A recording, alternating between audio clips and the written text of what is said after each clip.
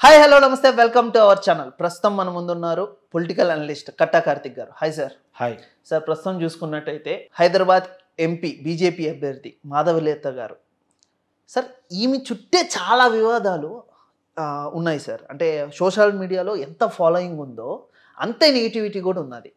అసలు ఈ వివాదాలు ఏంటి? అలా ఆమె మీద కావాలనే ఈ వివాదాలు ఏమైనా చేస్తున్నారా, లేకపోతే ఆమె కావాలనే ఈ వివాదాలని ఆమె మీద రుద్దుకుంటుందా సోషల్ మీడియాలో ఎక్కువ హైప్ తెచ్చుకోవడానికి? మీరేమంటారు? జై మనుషులు రెండు రకాలుగా ఉంటారు.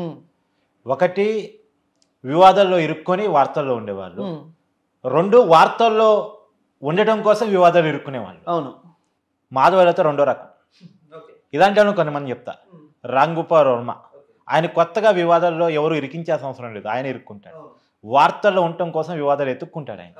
అలాంటి వ్యక్తే మాధవీలత కూడా. ఎందుకంటే మొదటి నుంచి ఆమె ప్రచార శైలి చూడండి, వివాదాలతోనే తన ఇష్టం వచ్చిన కామెంట్స్తోనే ప్రచారంలో ఉంటూ వస్తున్నారు. సోషల్ మీడియాలో కూడా అదే రకమైన ఫేమస్ సంపాదించుకున్నారు. ప్రపంచవ్యాప్తంగా కూడా ఇలాంటి వాళ్ళు కొంతమంది ఉంటారు. ఇప్పుడు అమెరికాలో ట్రంప్ కావచ్చు, ఇక్కడ నేను చెప్పిన వర్మ కావచ్చు, పాలు కావచ్చు, ఇప్పుడు మాధవీలత కావచ్చు. తమకి ఒక రకమైన పాపులారిటీని సంపాదించుకుంటూ ఉంటారు వివాదాల చుట్టూ. ఇప్పుడు మాధవీలత కొత్త వివాదం ఏంటంటే, ఒక బాణాన్ని ఎక్కుపెట్టింది శ్రీరామనవమి రోజు. ఆ బాణం మసీద్ వైపు ఎక్కుపెట్టింది అనేటువంటిది ఎంఐఎం చేస్తున్న కంప్లైంట్. కావాలనే ఎంఐఎం ప్రాపగండా నా మీద చేస్తుంది అని అంటుంది. ఎస్, ఎంఐఎంకి అది కొత్త కాదు, అది చేసి ఉండొచ్చు కూడా. మాధవీలత తన వైపు నుంచి వివరణ ఇచ్చుకునే ప్రయత్నం చేసింది, కానీ మాధవీలతను తక్కువ అంచనా వేయడం, తను కావాలని వివాదాన్ని సృష్టించుకునే రకం. అయితే విషయం ఏంటంటే, ఎంఐఎం ముస్లింలకు ప్రాతినిధ్యం వహిస్తున్న పార్టీగా తనకు తను చెప్పుకుంటుంది, బీజేపీ హిందువులకు ప్రాతినిధ్యం వహిస్తున్న పార్టీగా తనకు తను చెప్పుకునే ప్రయత్నం చేస్తుంది. ఈ రెండు కారణాలు తప్పు. ఎలా తప్పు అంటానంటే, ఇవాళ మోడీ గారు కామెంట్ చేశారు, దేశంలో ఉన్న సంపదన అంతా కాంగ్రెస్ ముస్లింలకు పంచడానికి ప్రయత్నం చేస్తుంది అంటూ మోడీ గారు కామెంట్ చేశారు. మోడీ గారి స్థాయిలో ఈ కామెంట్ చేయడం కరెక్ట్ కాదు అంట నేను. రాజే అలా మాట్లాడితే కింద వాళ్ళు ఎలా మాట్లాడతారు? మతానికి రాజకీయ పార్టీకి ఏంటి సంబంధం? మతానికి రాజ్యానికి ఏంటి సంబంధం? బిఆర్ అంబేద్కర్ గారు రాసిన రాజ్యాంగం ప్రకారం మతము అనేది మన ఇంటికి సంబంధించిన విషయం మాత్రమే. ఒక్కసారి ఇంటి గోడలు దాటిన తర్వాత మతానికి మనిషికి సంబంధం లేదు, మనిషి మనిషితోనే సంబంధం. అదే కదా ఉండాల్సింది. ఇవాళ చాలా అరబ్ కంట్రీస్తో మనకు ఫ్రెండ్షిప్ ఉంది కదా, అలానే క్రిస్టియన్ కంట్రీస్తో అమెరికాతో సంబంధాలు ఉన్నాయి కదా, చాలా దేశాలతో మనకి సంబంధాలు ఉన్నాయి కదా, ఇజ్రాయెల్ ఉంది, సౌదీ. మతాలతో మనకు సంబంధం లేదు. మతం అనేటువంటిది వ్యక్తిగత విషయం అంతే, కేవలం వ్యక్తిగత నమ్మకం అంతే. మతానికి రాజ్యానికి, రాజ్యానేలే రాజకీయ పార్టీకి సంబంధం పెట్టడం అనేది కరెక్ట్గా. ఎంఐఎం మత వ్యాఖ్యలు చేసిన తప్పే, బీజేపీ మత వ్యాఖ్యలు చేసిన తప్పే. కానీ ఇక్కడ జరుగుతుంది ఏంటంటే, హైదరాబాద్లో జరుగుతుంది ఏందో చెప్తాను మీకు. హైదరాబాద్లో జరుగుతుంది ఏంటంటే, బీజేపీని బూచిగా చూపించి ఎంఐఎం ముస్లింలకి నాయకత్వం వహిస్తుంది, ఎంఐఎం బతుకుతుంది. ఎంఐఎం బతుకుతారు బీజేపీ మీద డిపెండ్ అయ్యి ఉంది, బీజేపీ బతుకుతారు ఎంఐఎం డిపెండ్ అయ్యి ఉంది. పాత బస్తీలో ఎంఐఎం చూపించి ఎంఐఎం అరాచకాలు చూపించేసి బీజేపీ బతుకుతుంది, బీజేపీ బతుకు ఎంఐఎం మీద డిపెండ్ అయ్యి ఉంది. హైదరాబాద్లో ఒకరినొకరు చూపించి ఇంకో మతాన్ని వెనకేసుకొని వాళ్ళ కాలయాపన చేస్తూ ఉన్నారు, కాలగమనం చేస్తూ ఉన్నారు. కానీ ఇది తప్పు అంట నేను. భారతదేశంలో ఇది ఉండకూడదు అంట నేను.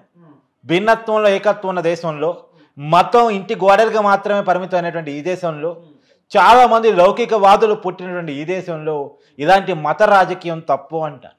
కానీ మాధవీలత చేస్తున్న ప్రచారం చూసినప్పుడు, లేదు అవతల కౌంటర్గా ఓవైసీ చేస్తున్న రాజకీయం చూసినప్పుడు, ఖచ్చితంగా మత వైషమ్యాలను రెచ్చగొట్టే విధంగా, మతం ఆధారంగా ఓట్లు రాబట్టుకునే విధంగా మాత్రమే ఉన్నాయి. ఇది తప్పు. ఇది మాధవీలత చూసాల్సింది. ఇయాలకి కూడా మాధవీలత ఇంకో కాంట్రవర్సీ ఇరుక్కున్నారు. తను ఒక ఏఎస్పీ హక్ చేసుకోవటం, తను ఆ ఏఎస్పీని ఎన్నికల కమిషన్ సస్పెండ్ చేయటం మనం చూస్తాం. ఇలాంటి వివాదాలు అనవసరమైనటువంటివి, అవసరం లేనటువంటివి అని చెప్పేసి నేను అంటాను. అంటే ఎక్కువ ఆమె చుట్టే ఈ వివాదాలు రావడంతో చాలా మంది ఒపీనియన్ ఏంటంటే, కావాలనే క్రియేట్ చేసుకుంటుంది హైప్ రావడానికి అనే ఒక ఒపీనియన్ ఉన్నది చాలా మందిలో. ఏమంటారు దీన్ని? ఇది ఒక మెచ్యూర్డ్గా చేసే క్రైమ్. అన్మెచ్యూర్డ్ పబ్లిక్ని తన వైపు తిప్పుకోవడం కోసం, లేదు అంటే భావోద్వేగాలతో కూడిన ప్రజలను తమ వైపు తిప్పుకోవడం కోసం చేసే పని. ప్రజల్లో మతం అనేది ఒక భావోద్వేగానికి సంబంధించిన అంశం. వాళ్ళని తమ వైపు తిప్పుకోవాలంటే ఇలాంటి ట్రిక్స్ చేయాలి. ఆ ట్రిక్స్ చేసే పనిలో మాధవీలత బిజీగా ఉన్నారు. అందుకోసమే సోషల్ మీడియాలో తనకి ఫాలోయింగ్ వస్తుందని నేను అంటాను. ఇప్పుడు అంటే ఇప్పుడు ఒక బాధ ఏంటంటే, భారతదేశంలో ఇప్పుడు నేను మాధవలతని గట్టిగా క్వశ్చన్ చేశాను అనుకోండి, ప్రశ్నించాను అనుకోండి, లేదా విమర్శించాను అనుకోండి, వీడు కాంగ్రెస్ ఏజెంట్ అనో ఎంఐఎం ఏజెంట్ అనో లేదు ముస్లిం సంతృప్తికర రాజకీయాలకు అలవాటు పడ్డ వ్యక్తనో కామెంట్ చేసే పరిస్థితి ఉంది. అదే కాకుండా అలా కాదు, ఈ ఓవైసీ చేసినా తప్పే అంటాం, ఓవైసీ చేసే రాజకీయాలను తప్పే అంటాం. ఇప్పుడు మత ఛాందసవాద రాజకీయాలు భారతదేశ చిత్రపటం మీద ఎవరు చేసినా తప్పే అంటా నేను. ఎంఐఎంను సమర్థించడం కోసం మాధవలతను సమర్థించా నేను, మాధవలతను సమర్థించడం కోసం ఎంఐఎంను సమర్థించా నేను. భారతదేశ సాంస్కృతిక రాజకీయ వేదికను సమర్థిస్తాను నేను. భారతదేశ సాంస్కృతిక రాజకీయ వేదిక చరిత్ర ఏంటి అంటే ఒక ఉజ్వల పోరాటం, ఓ యునైటెడ్ పోరాటం. ఇదే తెలంగాణ గడ్డ మీద ముస్లిం రాజైనటువంటి నైజాంకు వ్యతిరేకంగా ముస్లిం ప్రజలు కూడా తిరగబడ్డారు హిందువులతో కలిసి. అది మత పోరాటం కాదు. ఇదే తెలంగాణ గడ్డ మీద నైజాన్ని పారదోరటంలో తెలంగాణ ప్రజలు కులాలకు మతాలకు అతీతంగా పిడిగిరెత్తి పోరాటం చేశారు. అది తెలంగాణ గడ్డకున్న ప్రత్యేకత అంటాను నేను, హైదరాబాద్ నగరానికి ఉన్న ప్రత్యేకత అంటాను నేను. ఆ సంస్కృతి నేపథ్యాన్ని, ఆ రాజకీయ నేపథ్యాన్ని తగలబెట్టే ప్రయత్నం ఎవరు చేసినా అది తప్పు అంటా నేను. అది మాధవలత చేసినా ఓవైసీ చేసినా తప్పే అంటా నేను. ఇంకోటి నేను చెప్తున్నాను, ఓవైసీని పెంచుతుంది ఎవరు? ఓవైసీ మీద నేను అంటాను, అసలు బీజేపీని ప్రశ్నిస్తున్నాను. నిజంగా ఓవైసీని మీరు రాజకీయంగా కిల్ చేయదలుచుకుంటే, ఎంఐఎంను పొలిటికల్గా లేకుండా చేయాలనుకుంటే, ఎంఐ అనేది ఒక మత రాజకీయ పార్టీ, అది దేశంలో విద్వేషాన్ని చిమ్మే రాజకీయ పార్టీ అని కనుక బీజేపీ భావించి ఉన్నట్టయితే ఈ దేశంలో అన్ని ప్రతిపక్ష నాయకుల మీద సిబిఐలు ఈడీలతో రైడ్ చేశారు కదా, ఎందుకు ఓవైసీ మీద రైడ్స్ చేయలేదు? ఎందుకు ఒక ఐటీ రైడ్ కూడా ఓవైసీ ఆస్తుల మీద జరగలేదు? ఒక ఈడీ రైట్స్ కూడా ఓవైసీ ఆస్తుల మీద, ఓవైసీ ట్రాన్సాక్షన్ మీద జరగలేదు? ఒక సిబిఐ ఎంక్వైరీ కూడా ఓవైసీ చేసినటువంటి రాజకీయ మోసాల మీద జరగలేదు, లేదు వ్యాపార మోసాల మీద జరగలేదు అని నేను అంటాను. అంటేనే ఎక్కడో కుమ్మక్కు రాజకీయం ఈ దేశంలో నడుస్తుంది అనేటువంటిది కనపడటం లేదా? ఎక్కడ బీజేపీకి ఓటమి ఎదురయ్యే అవకాశం ఉందో, ఎక్కడ ప్రతిపక్షాల ఓటు చీలిస్తే బీజేపీకి లాభం జరుగుతుందో అక్కడెక్కడలా పోయి ఎంఐఎం పోటీ చేసింది. తెలంగాణలో మొత్తం స్థానాల్లో, అంటే తెలంగాణలోనే హైదరాబాద్లోనే పుట్టిన ఎంఐఎం పార్టీ తెలంగాణలో అన్ని స్థానాల్లో పోటీ చేయలేదు, కానీ మహారాష్ట్రలో పోయి పోటీ చేస్తుంది, గుజరాత్లో పోయి పోటీ చేస్తుంది, లేదా ఇంకో రాష్ట్రంలో పోయి పోటీ చేస్తుంది, బీహార్లో పోయి పోటీ చేస్తుంది. ఎందుకు? ఎవరి ప్రయోజనాల కోసం ఎంఐఎం పోటీ చేస్తుంది? నిజంగా ముస్లిం ప్రయోజనాల కోసం మాత్రమే ఎంఐఎం పోటీ చేయదలుచుకుంటే, బీజేపీ రాజకీయ వ్యతిరేక శక్తిగా ఎంఐఎం ఉండదలుచుకుంటే, మరి హైదరాబాద్లో బీజేపీ నిలబడి ప్రతి స్థానంలో ఎంఐఎం నిలబడిందా? ఎందుకు రాజాసింగ్ మీద ఎంఐఎం పోటీకి నిలబెట్టలేదు క్యాండిడేట్ని? ఎంఐఎం కదా, రాజాసింగ్ కదా బాగా ఎంఐఎంని విమర్శించేది, ముస్లిం రాజకీయ సిద్ధాంతాన్ని విమర్శించేది. మరి అతని మీద ఎందుకు పోటీ పెట్టలేదు? ఈ తెలంగాణలో బీజేపీ పోటీ చేస్తున్న ప్రతి చోట ఎందుకు ఎంఐఎం పోటీ చేయలేదు? చాలా ముస్లింలు బలంగా ఉండేటువంటి జిల్లా కేంద్రాల్లో ఎంఐఎం ఎందుకు పోటీ చేయలేదు? అవును అంటే సమాధానం ఉండదు. అంటే ఒక కుమ్మక్క రాజకీయం వాళ్ళు చేసుకుంటారో, ప్రజలను మాత్రం విద్వేషంలోకి నెడతారు, ప్రజల మధ్య పుల్లలు పెడతారు, ప్రజల మధ్య పెట్టే పుల్లల్లో నుంచి దాన్ని మంటగా కాల్చి చలిగాల్చుకునేటువంటి ఈ రాజకీయ శక్తులకు వ్యతిరేకంగా ప్రజలు చైతన్యం కావాల్సి ఉంది, ప్రజలు ఆలోచించాల్సి ఉంది. మీ భావోద్వేగాలతోటి ఆడుకునే రాజకీయ పార్టీల పట్ల చాలా జాగ్రత్తగా ఉండాలి. వీళ్ళంతా ఒకటే జాతి.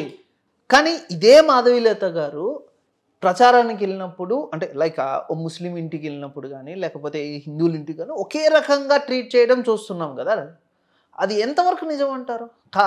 అది కూడా అబద్ధమే అని అంటారు? ఒక విషయం, మాధవీలత కామెంట్స్ జాగ్రత్తగా గమనిస్తే తను హిందుత్వవాదిని అని చెప్పుకునే ప్రయత్నం బలంగా చేస్తున్నారు. తర్వాత ఓవైసీ ఏం చెప్తాడు? ఓవైసీ ప్రత్యేకించి ముద్ర వేయాల్సి ఉంది. సరే, ఒక విషయం ఏంటంటే అసలు నేను అంటాను మాధవీలత ఓవైసీ ఒకటే అంటాను. వీళ్ళు ఎవరు గెలిచినా ఒకరి కోసం ఒకరు పనిచేసుకునే వ్యక్తులని నేను అంటాను. ప్రజల కోసం కాదు వీళ్ళు పనిచేసేది, ఒకరి కోసం వీళ్ళు ఒకరు పనిచేసుకుంటారు, ఒకరికొకరు సహకరించుకుంటారని నేను అంటాను.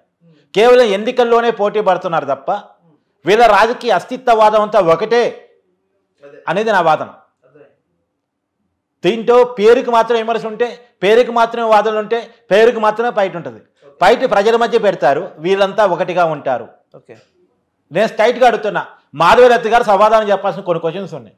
మాధవీలత గారు ఓవైసీ మీ రాజకీయ ప్రత్యర్థి అని మీరు అనుకుంటే, ఓవైసీ చేసిన నేరాల మీద, ఆర్థిక ఘోరాల మీద మీరు విమర్శిస్తున్నారు కదా, ఆ విమర్శల మీద మీ 10 ఏళ్ల ప్రభుత్వంలో ఎందుకని ఎంక్వైరీ జరగలేదు? మీ 10 ఏళ్ల ప్రభుత్వంలో వాటిని వెలుగుతీసే ప్రయత్నం ఎందుకని చేయలేదు? ఓవైసీ ఆస్తుల మీద, ఓవైసీ దొంగ ఓట్ల మీద, ఓవైసీ ఆర్థిక నేరాల మీద, ఓవైసీ లూటీల మీద, హవాలా రూపంలో డబ్బులు మార్చిన దాని మీద సమాధానం చెప్పండి మాధవీలత గారు. పాత బస్తీ అభివృద్ధికి ఓవైసీ సహకరించట్లేదు అన్నప్పుడు కేంద్రంలో అధికారులు ఉన్న మీరు పాత బస్తీని దత్తత తీసుకుని అభివృద్ధి చేస్తే ఎవరు కాదన్నారు? అవును. కేంద్ర ప్రభుత్వం పాత బస్తీకి మెట్రో వేస్తే ఎవరు కాదన్నారు? ఓవైసీ అడ్డొస్తే ప్రజలు వ్యతిరేకిస్తారు కదా. ఓవైసీ అసలు రూపాన్ని మీరు ప్రజలకు చూపించవచ్చు కదా.